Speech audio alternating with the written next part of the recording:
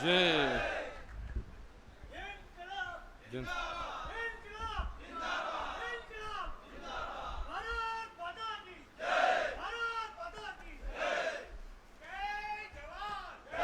किसान, जय किसान। आप सभी का धन्यवाद।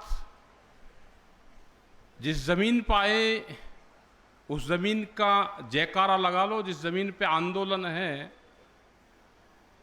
तो जय महाराष्ट्र से हम शुरुआत करते हैं, क्योंकि महाराष्ट्र की धरती है, ये शिवाजी की धरती है और शिवाजी महाराज का संबंध अपनी खाप पंचायतों से रहा है, अपने परिवार से रहा है।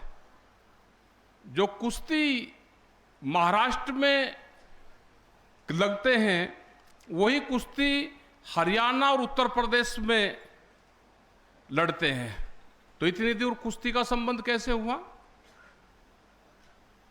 कुश्ती का संबंध ये रहा कि शिवाजी महाराज जी का वहां पे जो खाप पंचायत थी उनका तालमेल था, तो इसलिए महाराष्ट्र, यूपी और हरियाणा का तालमेल लड़ाई में इकट्ठा रहा है।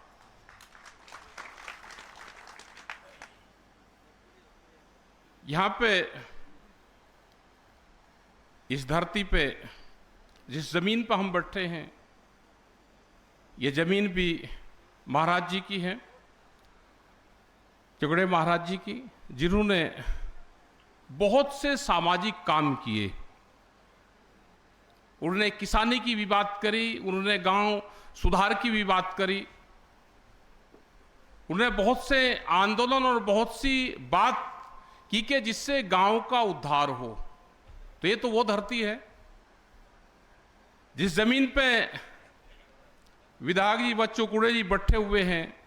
ये आज से आंदोलन नहीं कर रहे, ये बहुत दिन पहले से ये आंदोलन करते हैं। इनके आंदोलन में कई बार हम आए।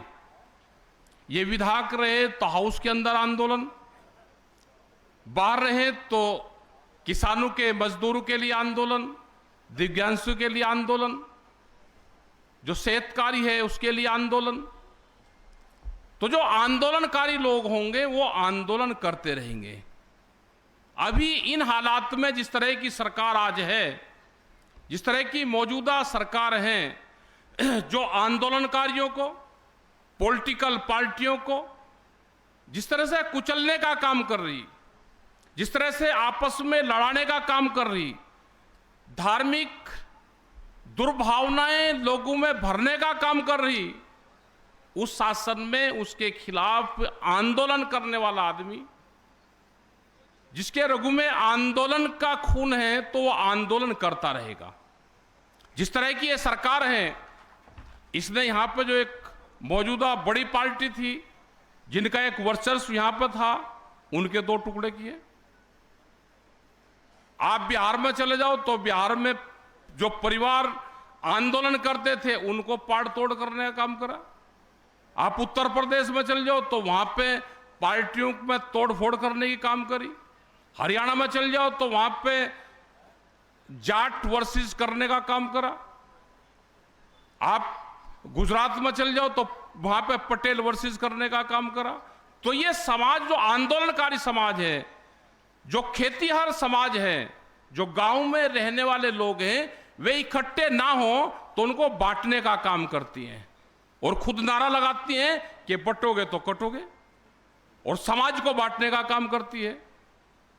महाराष्ट्र में भी हालात, सेहतकारी जो किसान है उसके हालात ठीक नहीं है। टिकैत साहब यहां पर आए एक बार बहुत पहले, यहां पे आत्महत्या सबसे ज्यादा होती है। यहां पे भी बड़े किसान संगठन रहे, यहां पे भी आत्महत्याएं सबसे ज्यादा महाराष्ट्र में क्यों हो रही? क्या कोई नुकसान ज्यादा है? जो पॉलिसी पूरे देश में है वही कृषि की पॉलिसी महाराष्ट्र में है। आत्महत्याएं क्यों ज्यादा है? आत्महत्याएं इसलिए ज्यादा है कि यहां पे किसान संगठन, कोई मजबूत किसानों का सेहतकारी संगठन, मजबूत संगठन नहीं है। आप हमारे वहां किसी किसान की जमीन नीलाम करवाओ, आप करके देखो किसी किसान की जमीन नीलाम। ना जमीन नीलाम करने वाला अधिकारी मिलेगा और ना उसको खरीदने वाला मिलेगा। अगर किसी ने खरीद ली तो उसको कब्जा नहीं मिलेगा। एक जमीन नीलाम हुई, एक शामली जिला है पानीपत के नजदीक, क्योंकि पानीपत से महाराष्ट्र का संबंध भी रहा है। पानीपत से लगता हुआ शामली जिला, एक बंजारा जाति, उसकी जमीन करीब 3.5-4.5 एकड़ जमीन, उसने 92,000 रुपए का कर्जा लिया। जब वीपी सिंह जी प्रधानमंत्री बने तो कर्जा माफी की बात हुई कि 10,000 रुपए का कर्जा माफ होगा। उसने 8,500 रुपए का कर्जा लिया। उसका कुछ बढ़ गया होगा। जब वीपी सिंह की सरकार है, उसने सोचा कि मेरा कर्जा माफ हो गया होगा। वो कर्जा माफ हुआ नहीं, 4,500 का कर्जा कुछ बढ़ गया होगा। 1993 में उसकी जमीन नीलाम कर दी 92,000 रुपए में। 4.5 एकड़ जमीन, 4.5 किले जमीन, उसको पता ही नहीं। 4-5 साल बाद में पता चला कि जमीन तो नीलाम होगी, कागजों में नीलाम कर दी। उस जमीन पे आज तक भी हमने कब्जा नहीं दिया। वही किसान उस पे खेती करता है, उस पे बोर्ड लगा हुआ है इस जमीन पे। यह जमीन चंदन बंजारे की है। जो इस जमीन के अंदर बाउंड्री में पैर रखेगा वो आएगा तो जरूर, बाहर जाएगा यह गारंटी नहीं है। कोई नहीं आता। पुलिस ने एक बार उस पर कब्जा दिलवा दिया, हमने जाकर अगले दिन उसका दिलवा दिया चंदन बंजारे का, तो कोई नहीं आता वहां पे। तो यहां पे संगठन को मजबूत करना पड़ेगा। किसानों को हताश होने की जरूरत नहीं है। यहां पे एक विचारधारा है, उस विचारधारा से निकलना पड़ेगा आपको। वो विचारधारा चली गई, नाम नहीं लेते, लेकिन जो यहां पे बड़े किसान लीडर थे, वे 89 में मुजफ्फरनगर में गए। 88-89 की बात होगी। मुजफ्फरनगर में शुक्रताल एक धार्मिक स्थल है। इसी तरह की कार्यशाला वहां पे चली हुई थी जैसे ये चल रही। हम भी बैठे हुए थे, कलम और कॉफी हमारे भी हाथ में थी। आपके बड़े यहाँ के महाराष्ट्र के जो किसान नेता थे वो ब्लैक बोर्ड पे समझा रहे थे। टिकैत साहब भी सामने ही बैठे हुए थे। एक सवाल था, जो किसान होगा मेरी बात का अगर समर्थन करते होंगे या उसी विचारधारा आज भी आपके मन में है तो बताना जरूर। एक सवाल था कि एक गाय अगर 10 लीटर दूध देती है, 9 लीटर दूध तो हमने निकाल लिया और 1 लीटर दूध उसके बच्चे ने पी लिया, वो 10 रुपए का होगा। अगर 10 रुपए दूध का रेट था उस टाइम पे, उन्होंने बताया कि ये किसान को नुकसान है। जो दूध गाय के बच्चे ना दूध पिया 1 लीटर, वो 10 रुपए किसान को नुकसान है। टिकैत साहब ने कहा, उसको वहीं उसी क्वेश्चन पर रोका। उन्होंने कहा भाई आप किसान नहीं हो सकते, आपने हल नहीं चलाया। जो गाय के बच्चे के दूध की कीमत को नुकसान बता रहे हो तो आप किसान नहीं हो सकते, आप व्यापारी हो। उसी सवाल पे उनसे कभी फिर संबंध नहीं रहे। तो भाई जो व्यापारी विचारधारा का होगा उससे तो हमारे संबंध है नहीं, लेकिन अगर किसान है तो उसकी और देश में कहीं पे भी है उसकी मदद होगी। और रहे आंदोलन की बात, आने वाले टाइम पे जिस तरह की सरकारों की पॉलिसी है वो आंदोलन और आंदोलनकारियों को खत्म करना चाहती है। आने वाले टाइम पे आंदोलन करने वाले लोग, जैसे सीड नहीं बचता, सीड बीज, उसको बचाने की जरूरत है, तो आंदोलनकारी लोग कहीं कहीं बचेंगे, बीज की तरह से बचेंगे। उनको सुरक्षित रखने की जरूरत है। तो बच्चू कुड़े भी उसमें से एक हैं। बहुत मुसीबत आएगी, आंदोलन तोड़ने की आएगी, लालच की आएगी, लाभ की आएगी, डराने की आएगी, घर परिवार की प्रॉपर्टी तोड़ने की आएगी, सब चीज आएगी।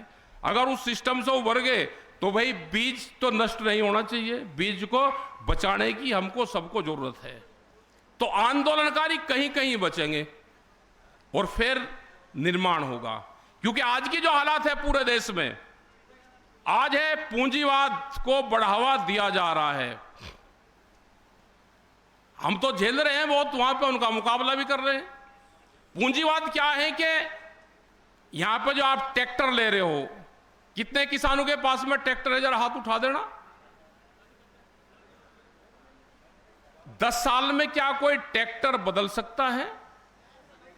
10 साल में डीजल का वाहन कोई बदल सकता है? जो छोटा इंजन होगा, पंपिंग सेट होगा, जनरेटर होगा, हमारे पुलिस फोर्स की गाड़ियां होगी, हमारे किसी वकील की, जज की, डॉक्टर की गाड़ियां होगी, क्या 10 साल में कोई बदल सकता है? ये कानून देश में आ गया।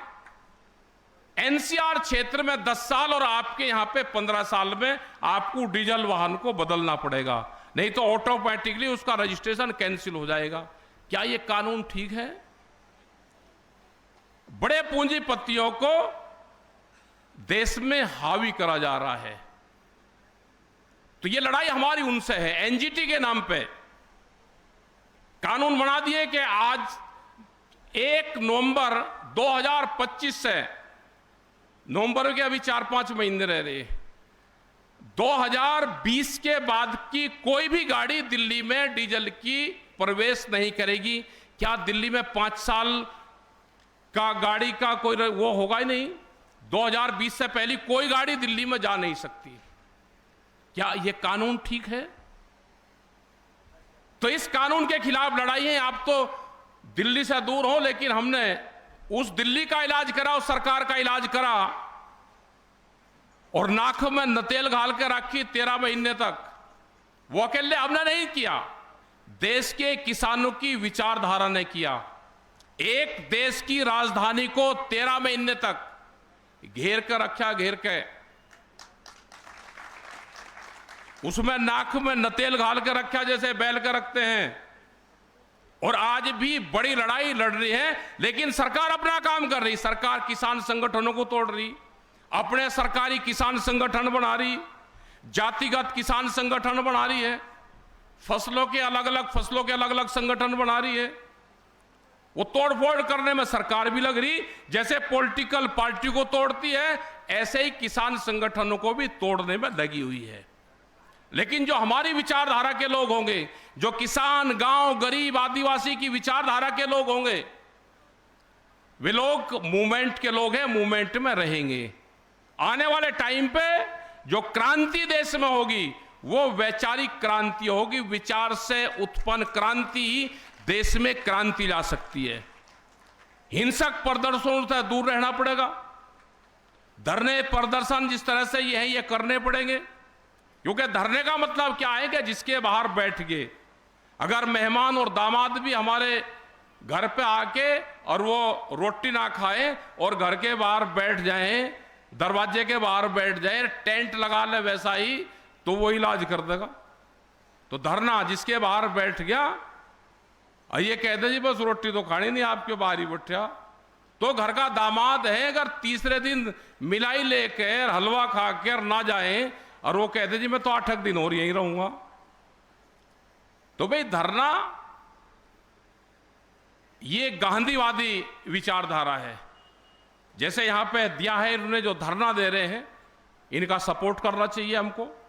जो इनकी डिमांड है, जो किसान की डिमांड है, उस पर सरकारें बात करें, वो स्टेट सरकार हो या भारत सरकार हो।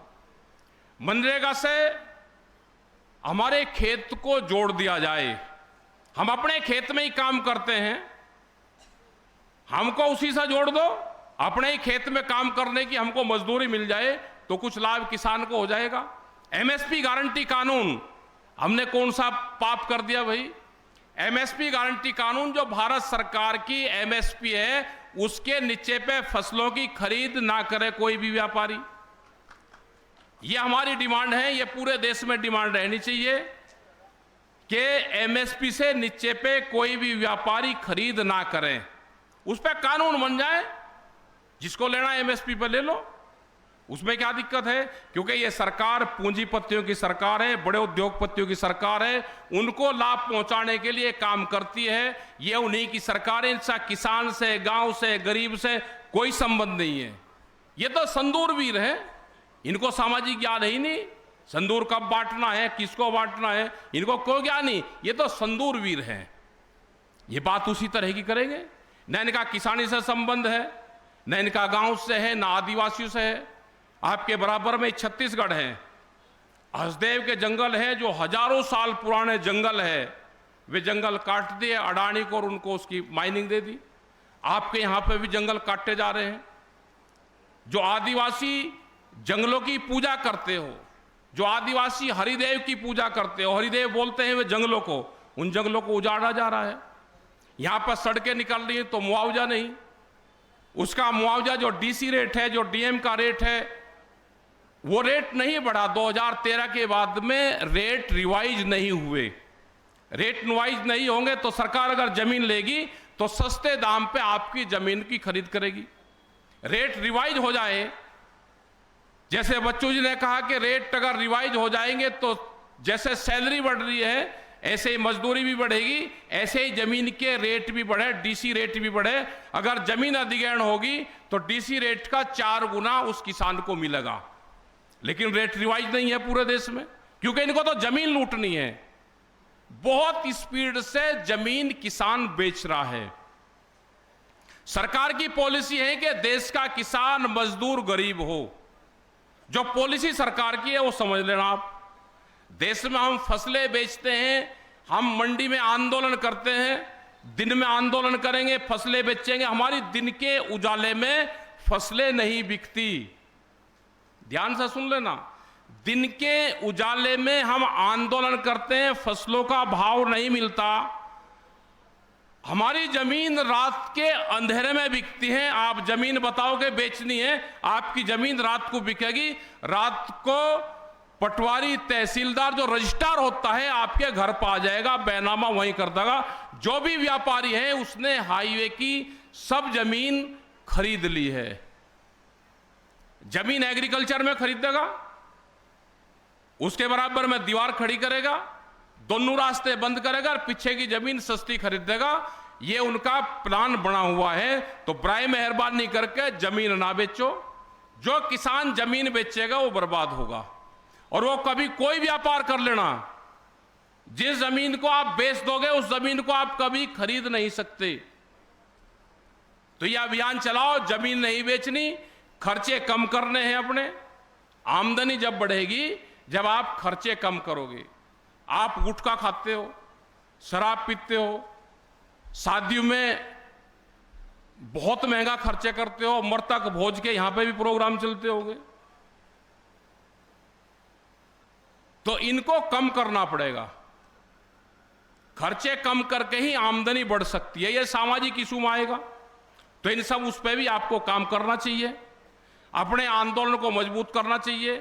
गांव, गरीब, किसान, आदिवासी, महिलाएं, जात, इन पे सबको काम करना चाहिए। और हम इस लड़ाई में महाराष्ट्र के साथ में हैं, हम बच्चू कूड़े के साथ में हैं। क्योंकि आंदोलनकारी और आंदोलन देश में खत्म नहीं होना चाहिए।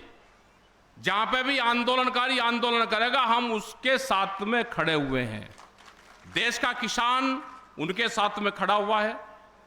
ज्यादा भाषाओं में आप लड़ते हो क्योंकि सरकार लड़वाती है, स्टेट टू स्टेट लड़ाती है, जातियों से जातियों को लड़ाएगी, धर्मवाद पर लड़ाएगी। इन सब चीजों से बुड़ना पड़ेगा। हमारे जो मंच है उस पर ना तो जाति की बात होती और ना पॉलिटिक्स की बात होती। वोट जिसको जहां देना अपना दे लेना, संगठन को अपना मजबूत करो और लड़ाई को मजबूती से लड़ाई में शामिल हो। आपका बहुत बहुत धन्यवाद, आपने हमारी बात को सुना। लड़ाई आज भी पूरे देश में जारी है। महाराष्ट्र में बड़े एक मजबूत संगठन की जरूरत है, मजबूत लड़ने वाले आंदोलनकारी लोगों की जरूरत है। तो महाराष्ट्र को आप खड़ा करो, क्योंकि महाराष्ट्र पूरे देश का बीच का एक हिस्सा है।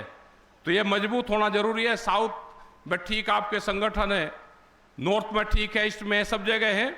महाराष्ट्र को भी मजबूत करने की जरूरत है। इसको मजबूत होगा तो देश की लड़ाई बड़े स्तर पर लड़ी जाएगी। आपका धन्यवाद। जय हिंद, जय भारत, जय महाराष्ट्र। टिकैत साहेबांनी त्यांच्या भाषणातून अतिशय